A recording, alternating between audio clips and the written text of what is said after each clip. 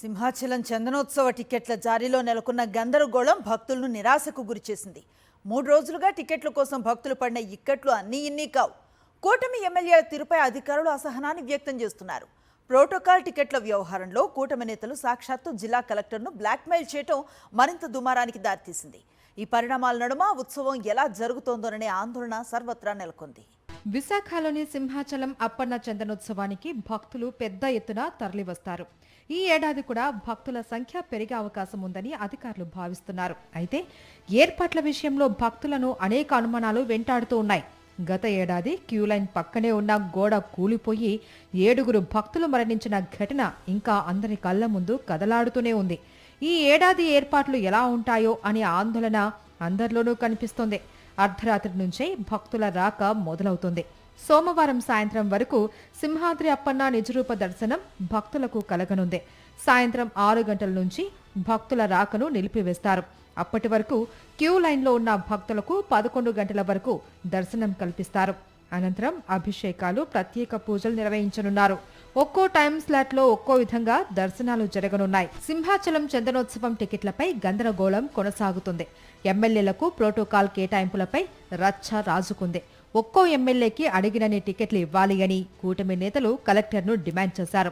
జిల్లా కలెక్టర్ ససేమిరా అనడంతో కూటమి ఎమ్మెల్యేలు టికెట్లు తీసుకోకుండా కలెక్టర్ను బ్లాక్మెయిల్ చేయడంతో అధికారులు తలలు పట్టుకున్నారు.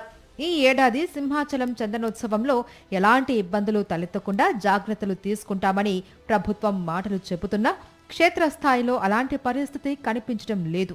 3 మంత్రులతో కమిటీని ఏర్పాటు చేసి పర్యవేక్షణ బాధ్యతలు అప్పగించినా ప్రయోజనం లేదు అనే వాదనలు బలంగా వినిపిస్తోంది.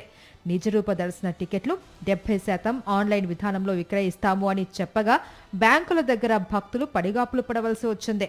300 రూపాయల టికెట్లు ఆన్లైన్లో కొంతమేర లభించగా 1000-1500 స్లాట్ల పంపిణీ మాత్రం పూర్తిగా అధికారులు నేతల హస్తాల్లోనే ఉన్నాయి అనే ఆరోపణలు వినిపిస్తున్నాయి. దీంతో చందనోత్సవం టికెట్ల వ్యవహారం హాట్ గా మారింది. చందనోత్సవ నిర్వహణ అధ్వానంగా ఉంది అని వైఎస్ఆర్సీపీ నేత మాజీ ఎమ్మెల్యే వాసుపల్లి గణేష్ మండిపడ్డారు.